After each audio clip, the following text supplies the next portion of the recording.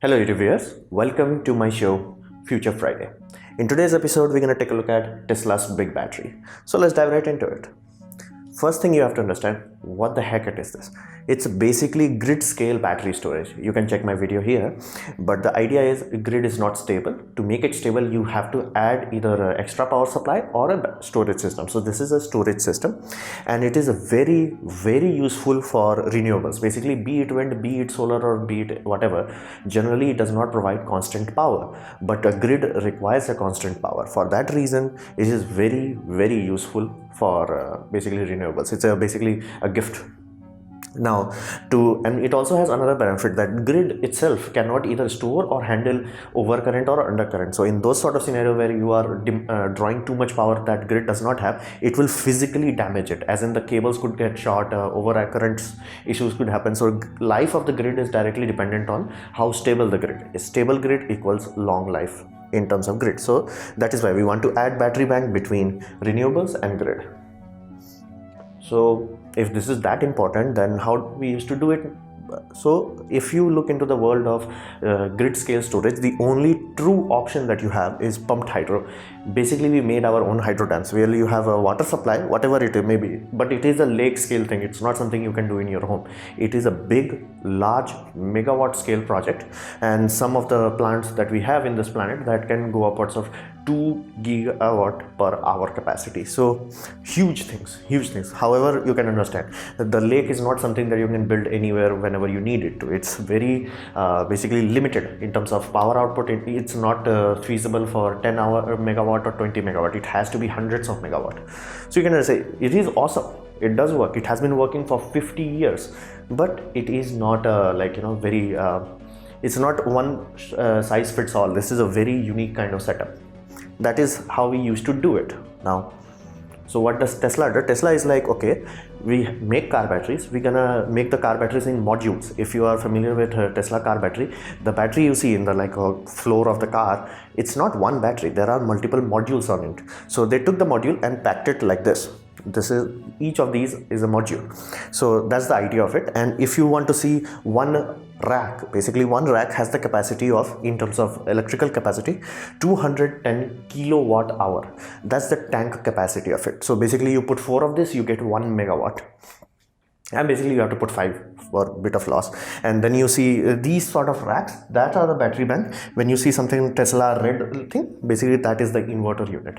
So this is the battery, this is the inverter. So what they did, very smart thing, is like, we are already building the battery. The more things you try to build in a factory, the less effective it becomes, because economy of scale only benefits if you are making one thing, but you are making trillions of them. So they were doing that. They were making 18650 cells. Now they will be upgrading that cell size to bigger cell size. So they had that. So like, okay, then put the module. But if you see this sort of grate here, that fin structure there, the idea was the car batteries will get very hot, and if you want to make sure they live long life, you have to make sure it's cool. So what they had is like a parallel system. So on the left side they have electrical contacts, the positive and negative, and battery management. On the right side they have coolant circulation. And you see this if you Google the Tesla Powerwall, basically you will notice all this system looks like literally they are from a car part. They are from a car part. They did not re-engineer it. They re-engineered the case around it. So you have battery, you have a cooling solution, and you have an inverter independent of it. And the battery capacity, one rack capacity, is 210 kilowatt hour. Now the benefit of it, the magic benefit of it, it's very scalable. You have to understand this. Many companies make things of this nature, but none of them go and tell you, okay, however you want I can provide. Like, you want 1 megawatt, good. You want 200 kilowatt, good. You want 2000 megawatt, good. So this is their bread and butter. This is their magic.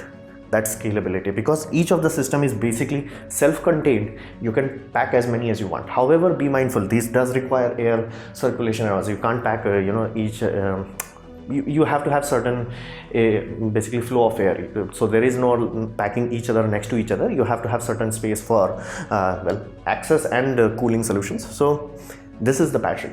Car modules with cooling solution and an independent inverter solution. Pack 4 to 5 of this, you get 1 megawatt hour. Size of this, to give you a context, rough context, the area they take is more or less same size of a normal container.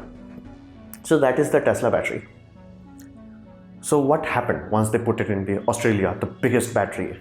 What happened when they put in biggest battery in Colorado? Everywhere you type Tesla big battery, you will get multiple articles. So it saves money. So you're like, how the heck that happens? You have to understand, whenever power plants reach their maximum capacity, let's say a power plant, a base load power plant is running at 1500 megawatts.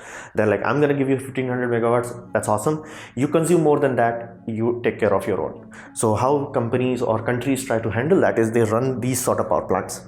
Now these are called peaker power plants. So basically once you exceed the base load power, these puppy come online. However, they generally run on either gas or jet fuel. Yes, you heard it right, jet fuel. So they are very, very expensive. Like if you take the cost per unit of electricity, as in like 1 unit of electricity will cost you 1 cent from a coal power plant when it's running on normal base mode, these puppy will sell you at 10 to 50 cent per unit. They are very expensive. Even though they only run for 1 to 2 hours per day, let's say, they will still cost you like an arm and a leg. They are very expensive. This is how this battery bank is saving power, because while base load, you start these when you exceed the base load, there are scenarios where, let's say during night or during midday, where power draw goes down. When it goes down, you end up in a scenario where your power plant has to tone down its electrical output, which is not good. Power plant generally wants to operate at 100% capacity 100% of the time. So during that time, that excess energy was stored in the battery banks and then released to the grid once, instead of turning these puppy on. So these puppies are very expensive. Not only they cost a lot of money, they cost manpower, and per unit of electricity is just translation of that. These are very good for maintaining a grid and making a grid stable, but they cost a lot of money. So that's the reason why this battery bank is even chosen in the first place. So what about ROI, as in return on investment? So if your state, county or country decides to build these sort of things, battery bank instead of these things, you can expect a ROI in roughly 8 to 10 years. Could be a bit longer, but your ROI should be around 8 to 10 years. That's the best case scenario. So that's how it saves money. Do not overthink how magically it's saving. It's saving money because they don't have to turn it on.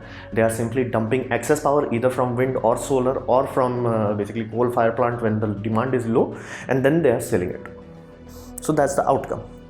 Now there is a hell lot of misconception about this. So when you type this sort of headline will come to your account. Tesla helps replace 3 gas power plants. I am like, what? It's a battery bank. It does not generate power, it stores power. So how the heck that's happening? So what they are construing here is there are 2 types of power plant.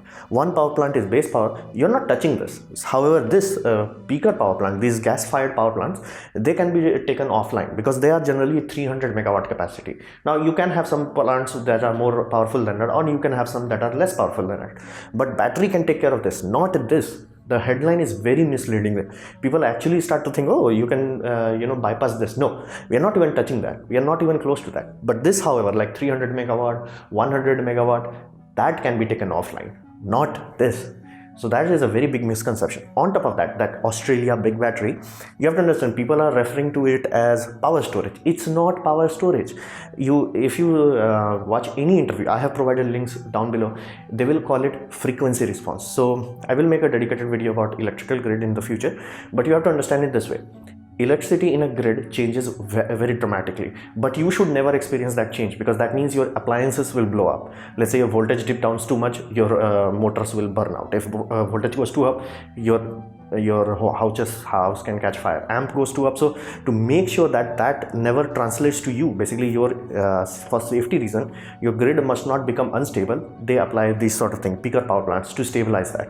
So they call this frequency response. That frequency is generally 50 hertz or 60 hertz. When power demand is too high, the frequency will start to go down. That is dangerous. So they add additional power to it. So that is why whenever you see any official, as in Australian official talking about, they say this is a very good frequency response. It is not a power plant. It is not basically peaker power. They can only work within a limitation, like their own limitation, as in 100 megawatt hour. That is huge, but not that huge. Like 100 megawatt hour is so small that my hometown, as in India, as in a small state, as in a very small hometown, can consume that kind of power in few minutes. So understand that 100 megawatt hour, yeah, it's big and all, but it's not that big. It's built for frequency response, to stabilize the grid, not to like take care of, oh, overload is there, I can handle it. No, it's not there. It's there for, okay, fluctuation is happening, I'm gonna stabilize the fluctuation. So that is why you will, everywhere you see people using the word frequency response, not power, power storage. Frequency response is the correct answer. It's not that big, not the Australia one is. After that, America built 2 megawatt, 2 gigawatt to 4 gigawatt. Those are big. So what we can expect in the future?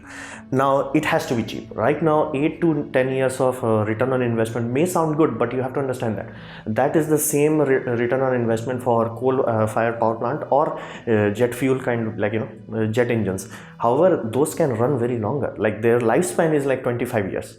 These puppy, they can only give you warranty of 10 years and they will charge you more. So if you want 10-year warranty, you have to pay Tesla more, because while the technology is reliable on paper, you still have to understand, like 5 years they can give you with their eyes closed. 10 years, then things starts to be iffy. 25 years, now we are talking, because they will tell you flat out 100% power output in 10 years, 80% power output in 15 years. How the heck they lost 20% power in just last 5 years? You have to understand, batteries don't last long. Inherently, chemical batteries do not last long. So you have to understand the lifespan right now is not that good. So you can have a scenario where you made your money and your battery bank started to die. So right now the lifespan must be increased. The moment it starts to cross 25 years or they reach into 50-year territory, yeah, then it's good. Then it's like, then everybody will start doing it. But right now they must crack that 30-year mark. They must be like, okay, 30-year we can do this. Before that it's too. And the footprint, as you can see, they took large area of space. I told you, like you have to think about air conditioning of these puppies. Basically there must be enough air gap between them. Then this is a substation, compact substation, but the footprint of these puppies are huge. They are very effective in wind farm. Basically you have nothing else. However, let's say when you're talking about solar farm, that area is a loss, basically loss in your solar output. So the footprint of these puppies has to go down. I'm thinking stacking them on top of each other. Now that's not done inherently because these are fire hazard. Understand this. If one of these puppy catch fire, yeah, that it will be like a hell on earth. The lithium is inherently flammable. Inherently, like no matter what you do, lithium, if it catches oxygen, yeah, it's gonna oxidize and the fire will be like hellfire. So understand that. So first we have to reduce the footprint, make it cheaper, and lifespan must be longer. So once we crack that 25-year warranty, like the warranty that comes from with solar panel, then it's like game over. At that point this will be the world's first choice. Like, yeah, I want battery bank, but it must crack that 25-year mark, same as a solar panel. So this was my presentation on Tesla's big battery. I hope you liked it or learned from it. In that case, please leave a like, click the ad shown in this video, that will directly help me. If you didn't like it, don't worry about it, you can dislike it. I would urge you to press it twice to show your extra disappointment, and please leave a comment because I reply to all of them, and subscribe, press the bell icon if you're free, and as always, thanks for watching.